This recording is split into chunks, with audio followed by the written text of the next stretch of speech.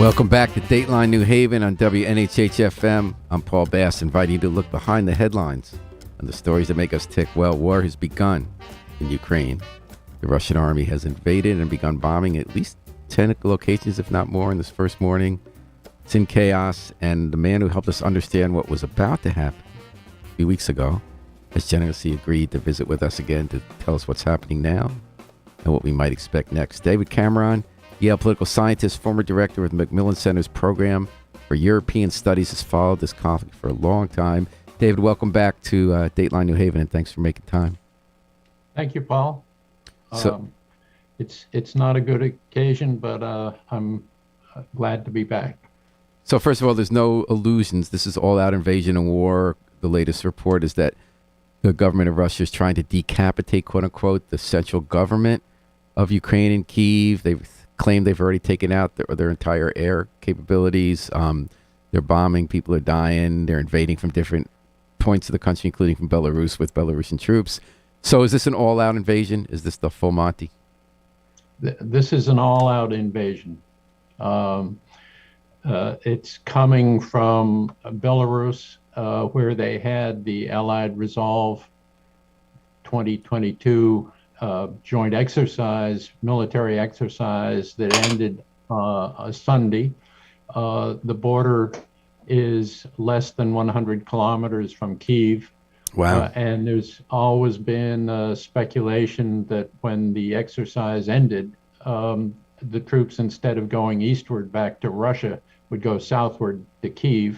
When the ground got colder, when the ground got harder because of the cold, right? This point in September. The ground got hard. That means the tanks can move over the ground without getting bogged down in the mud. So, David, are you surprised? Like, how did this happen? Well, to tell the truth, I am surprised. I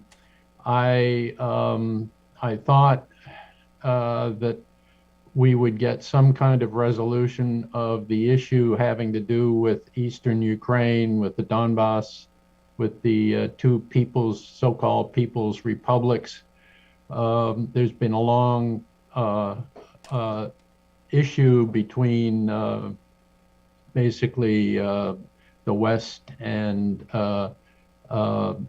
Russia and Ukraine over the implementation of an agreement that was the Minsk struck agreement with the four countries that struck it. And last time you were on, you were saying, this was being argued publicly on two different realms. You called attention to the 2014 deal struck about how those two eastern regions would function, and that in fact Ukraine had felt it was with a gun to their head, so they never really were going to agree to giving up control of those regions. So you kind of gave the idea that there wasn't out here for Putin not to invade if he can do something about that complicated issue.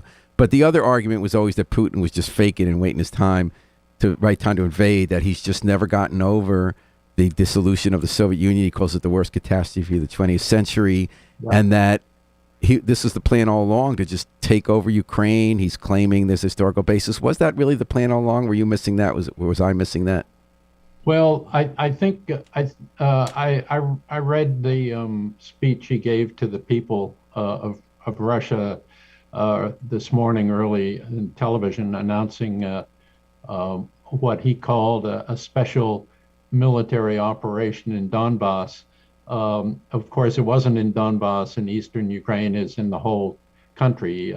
It's troops coming from Belarus, coming from Crimea, ships firing from the Black Sea, as well as Russian troops from the east. So it's a Do you think he always intended that he wanted to take over all of Ukraine? He claimed there never was a Ukraine. It was a Russian invention. He has this whole alternative history. Was that the idea all along? Rebuild the Soviet Union piece by piece? I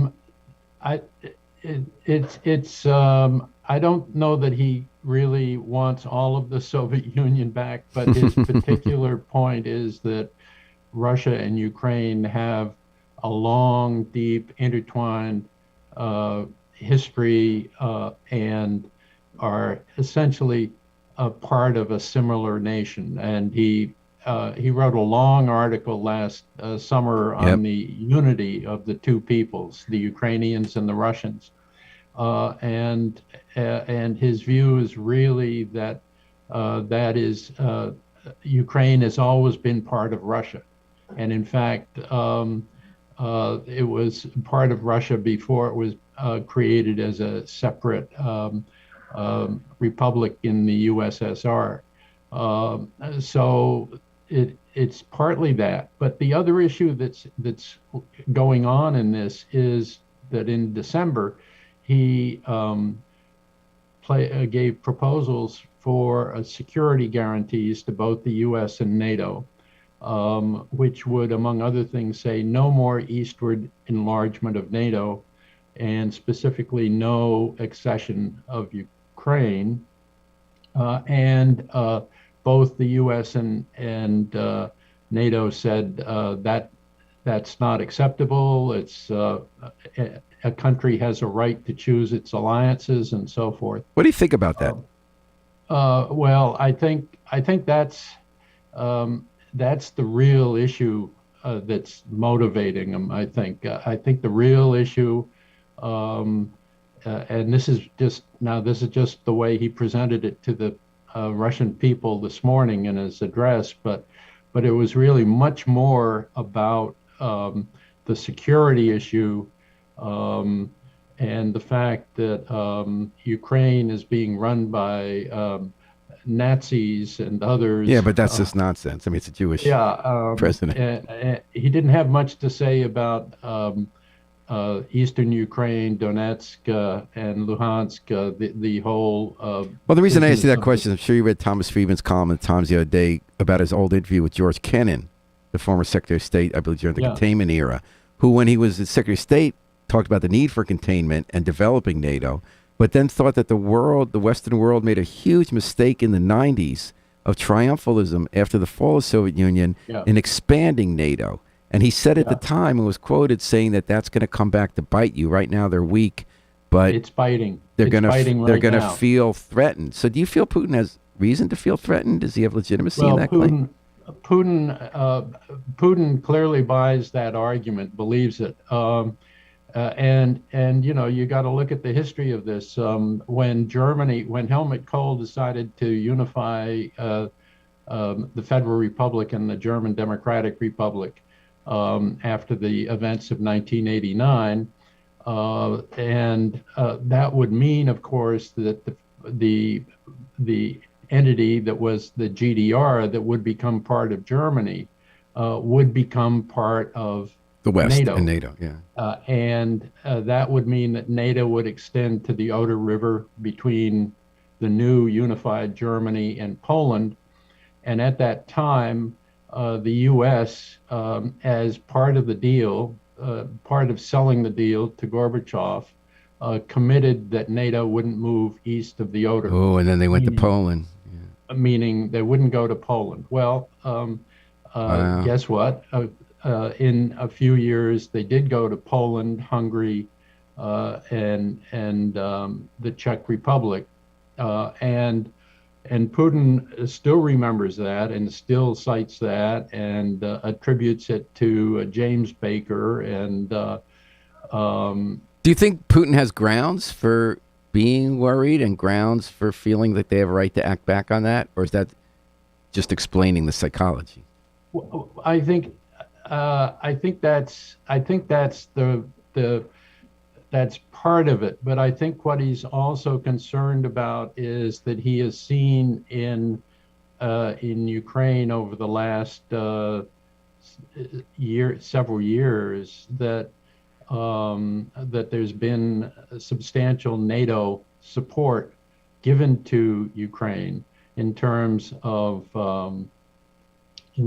weapons, financial aid, so forth. But does he have to worry that his own border isn't secure then, or does he have expansion? He has expansionist.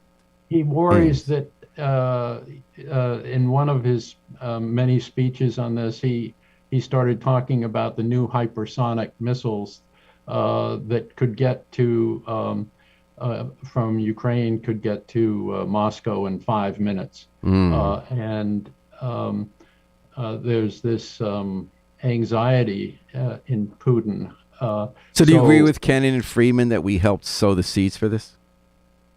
Well, to the extent that NATO expanded to the east, and clearly, and from NATO's point of view, Russia was the target. Mm, So why wouldn't you expand to the east? The yeah. further east, the better. I guess what Um, Kennan was saying, if you think of the target, you're going to make him the target. Whereas if you don't think of him the yeah, target, absolutely, and the target will and it's strike so back. interesting that the person who I guess was responsible for containment or had a big role in that was the one who could foresee the limits of containment when Yeah, reality yeah, changes on the and ground. we're seeing it today because Ukraine is a big state, and you can say, yeah, he's accepted the fact that other countries such as the Baltic states went in, but that's from Putin's point Does of it view, stop at small Ukraine for states. Putin, or once he gets Ukraine, is he going to keep moving? I'm not sure. I'm not sure. I don't. I think. I mean, I've always sort of entertained the hypothesis in the back of my mind that after the military exercise in Belarus ended in July, the troops would come down to Kiev and essentially decapitate the regime, meaning it's not quite as bloodthirsty as that sounds. It would mean simply they would replace Zelensky with a basically a puppet, a token, a very pro-Russian person. They wouldn't bring back Yanukovych, but they would bring someone of that ilk, and impose that government. And that may still be what happens. I mean, we may find that we get a provisional government established in Kiev, that of course won't have any parliamentary support or majority, but it might It'll be have emergency orders that ban the parliament, right? what They'll probably what's arrest. that? They'll arrest the members of the parliament, right? Could could I mean, we are in a situation of war. This is not a threat anymore. This is full-fledged war. I mean, Hmm. buildings are being attacked, civilians are being shot and killed, as well as troops. Airports have been basically closed, bombed, and runways have been bombed. Yeah, it's full-fledged war, and so you don't really know um, how this will end. The way Putin sold it to the people when he was selling it this morning to the people, it was that Russia has no interest in occupying Ukraine. So it gave the impression that they would go in, do what they wanted to do, which would be to essentially put in a regime that would be um, Ukrainian but fully supportive of Russia, and then leave. But that's easier said than done. Um, how are they going to do that? Especially And if there's grassroots continued opposition to it. They've probably done a lot of work in advance about not only how to disable networks, cell networks, and communication networks, but identifying the people they want to round up, right? oh yeah, yeah. I mean, they know the actors, so they know who they are, and they are they will send in troops to do that. I mean, they've already sent in paratroopers in the area. I was looking at the BBC not long ago, a few minutes ago, and there are paratroopers that have been coming into the area around Kiev. We're talking to Dave Cameron, Yale political scientist, former director of Macmillan Center, one of the closest Ukraine watchers in our state, helping us make sense of this scary war that broke out this morning. So obviously, we care first and foremost what happens to people in Ukraine, but we also care about ourselves. Are we in danger?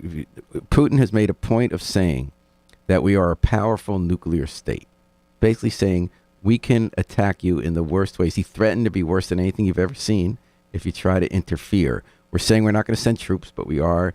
We did give military aid, and we are doing sanctions. Is there a threat of nuclear war here? I don't think there is, but if when you think about the sanctions, the economic sanctions, they're tough, and they're going to be uh, very. They will hit the Russian economy very hard. But he's Um, been preparing for that, right? He has reserves and all that. yeah, but still, there's this system of international financial transactions called Right. SWIFT, which is that's sort of the nuclear. That's the nuclear weapon of the economic sanctions, and we're getting close to the point where once the other sanctions have been levied, and the UK and the US and the Europeans are stepping that up as we speak. But once that happens, then the last big sanction is SWIFT, cutting off the international financial transactions, and that's a serious weapon. I can't imagine Russia will allow this to go on. So what would they? What's their resort? Well, how would they react to that? Well, they've got to. It seems to me at some point they're going to have to stop, and and the way they'll probably do it is by putting in some kind of subservient regime, new regime in the country. Well, Um, presumably they're going to start hack attacks. They already did in Ukraine. Do you think they'll? I mean, they've done it in our country before. Do you think, short of stopping, they might retaliate with sort of large scale cyber warfare on the utility systems? oh yeah, yeah. I would think they'll do that. So what should we They expect here? Like I'm expecting the Independent to go down. Like what do we? yeah, What should we? yeah, This is yeah. collateral. Not that they Well, target us, but these attacks are just so huge at once that they take down entire networks. yeah. Well, if they take out a power systems, uh, the communications, they can do that. And on the other hand, we presumably have some good defenses by now from having experienced that. So do you think that's how it's going to affect us in the U.S.? Because everyone feels uneasy when these things go on, but you're never quite sure why. Part of it's because we're human beings. We care what's happening there. We don't like disruption of word order, the march of authoritarianism. But what should we be worried about? Our lives being disrupted by cyber attacks? Should we be worried about the nuclear saber rattling? Well, I think we know our lives will be affected by the economics. Because We prices will go up know as supply chains and the energy prices are costs. going up. Gas is going to be several dollars a gallon more than it is now. Hmm. We know that's going to happen. Um, we know there will probably be a number of attacks on the circuits, and the infrastructure coming from Russia. Uh, it's not going to get to a point of shooting, I don't think, unless NATO went in to Ukraine to support Ukraine, but it's not going to do that Hmm. because it knows that that would be a war, and it would mean all 30 members of NATO would be at war with Russia. What about And at domestically? that, So the right wing Republicans in this country do have a lot of veto power and ability to break unity. Tucker Carlson on Fox, President Trump, all their followers are basically taking Putin's side here. What impact is that going to have? Like the Republican Party is completely split. You got Lindsey Graham on one side, and those saying, strong measures against Russia. The other side, Carlson called it a border dispute. What do we have to do with it? Why is it patriotic to support Ukraine? What impact is that going to have on our ability to have influence there? well, I think it's I think that I think one of the things it does is it means that Biden, um, in terms of what the administration is doing, will be getting flack from a portion of the Republican Party, although a substantial portion of it will support what the U.S. How about does. popular opinion? I guess it doesn't matter, does it? Yeah, I'm not sure. I think I have to say I think and just this is just talking with some people yesterday and earlier today who don't follow this all that closely. It's for many people it's a very perplexing situation. They don't really understand why Putin is Yeah, that's one big question, and I want to get that in a second. But there's also the argument that Biden, through messing up the Afghanistan withdrawal and yeah. showing weakness, opened the door for Putin, and that this wouldn't have happened if we had a different president. Do you agree with that? Um, yeah, I'm not sure it's just the president. I think it may be that Putin has a view of our institutions and the institutional vetoes and blockages that makes it difficult for us That to do Germany he anything. thought wouldn't be as strong, right, about canceling his contract, no, on the pipeline. What's that? He thought Germany was not going to take a stronger stand as it did, right? Yeah, yeah, He miscalculated. So it all comes down. People, I love this. I don't know if you ever read the A.J. Liebling essay about death on the one hand with Stalin. When we try to figure out what world leaders, especially in Russia, but also places North Korea, we have these in-depth psychological news analyses. And they always yeah, end up saying this could be true, but the opposite could be true. Who the hell knows? But they spend a lot of words trying to get there. And that's yeah, happening here. The yeah, idea always was that Putin was a great chess player. He wouldn't actually invade because he doesn't want to hurt his own self-interest. The conventional wisdom is this does not help Putin. It's not going to help his economy. It's not going to help him gain more land over the rest of the world and rebuild the Soviet Union, but it's going to hurt him a lot. But other people say he's kind of gone crazy. He's isolated himself. He sits at that big long table because of COVID. He yeah, never actually gets near another human being. Everyone's gone crazy in COVID. He's nursed these grievances since being stationed in East Germany when the wall fell, that this yeah, was an attack on the manhood of his country and that he should have fought back. And he worship, he looks up to Stalin. So some people think he's crazy and he's willing to take everybody down in this crazy mad fight. Other people say he's very calculating, very strategic. He saw a weakness, he went in, and he won't go further. Do you want to venture into the world of armchair psychotherapy here? Psychoanalysis? well, it looks crazy, but in fact, he's rational and strategic. So you think he still is? I think he is, and I think I think he's doing this for a reason, because I think he was looking at the world and saying, if we don't do something about Ukraine in 5 years, 10 years, 15, 30 years, Ukraine is going to be part of NATO. Mm-hmm. We're going to be surrounded, and we are going to be in serious trouble when they have weapons that can hit the Kremlin in a matter of a few minutes at most. So I think the obvious way to deal with it is to effectively preempt history by simply restoring the relationship. In a weird way, that's a reassuring analysis. You're still believing in great power, rationality, mutual assured destruction, all that.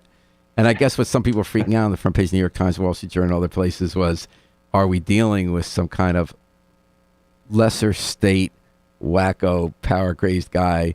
Or Yeah. but the assumption there was that he's going against his own interest. Is there truth to that? That it's against his own interest domestically to be doing this? I mean, he has 90-something% support because they completely control information networks and have jailed the opposition. Yeah, it's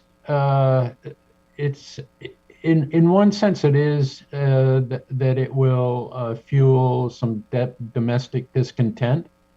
There will be a lot of casualties among Russian troops. So they aren't going to get out of this without some domestic costs. But I do the easy first reaction is to say the guy's just crazy. Mm-hmm. He's going crazy, and he's just been. But I think what you have to understand about Putin is that this idea of a unified people, that Russia and Ukraine once upon a time in history, before the USSR came along and created the republics, there was a Russia. And this is Ukraine is really part of what once was Russia, and Russia and Ukraine are bonded historically. It's a single part people, and we have to preserve that. And so that kind of mentality then leads him to say strategically, what does that mean? Well, what that means is we always have to make certain that Ukraine is on our side. And so I think his rationality, his strategic rationality, really derives from this this notion he has of the, as he entitled that essay, long article he wrote last summer, the historical unity of Russians and Ukrainians. Are we entering a new Cold War? Or is it dangerous to look at old models given how technology changes? I think it's fair to say we're in a Cold War. Whatever we do economically and sanctions are going to be there for a while. It's not clear. It's not clear what Putin will do with Ukraine once Russia defeats the military. Will they set up an occupation? Will they find a puppet regime?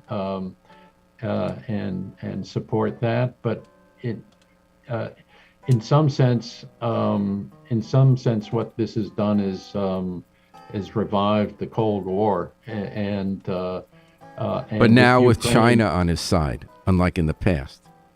Yeah, but my guess is China's going to be a bit ambivalent about this. Doesn't help this. Because they don't really want the world economy, to be fouled up. And finally, do you have any doubt that Russia is going to prevail in Ukraine? In the short term, I think so. Yeah, I think. I think. The Russian military. If you saw the videos of the tanks moving in and so forth. They're moving in without a great deal of resistance at this point. And it's not clear, it still remains uncertain how effectively and actively Ukraine will fight. We haven't heard anything about big battles yet. We've seen mainly video of tanks moving and other heavy equipment moving. David Cameron, we got to run for the top of the hour. Thank you so much for taking our time again. I've always loved to ask you questions because I learned so much from you, even back from 40-something years ago when I was your student. And I really appreciate you. Well, we should plan to talk again in a few weeks, and then I can say I told you so about what happened. But you already did, but you can do it again. Yeah. All right, and thanks for joining us. Thanks to Harry Droz, Domain Controls. Thanks to David Cameron. All right, necessary insight on what's happening around our world as it goes to pot in Ukraine. We're going to take it out with the Afro-Semitic Experience, performing I Wish I Knew How It'd Feel to Be Free. From the group CD, A Plea for Peace, is Paul Bass, inviting you to fly free with us all day, all night long on WNHH, New Haven's home for community radio.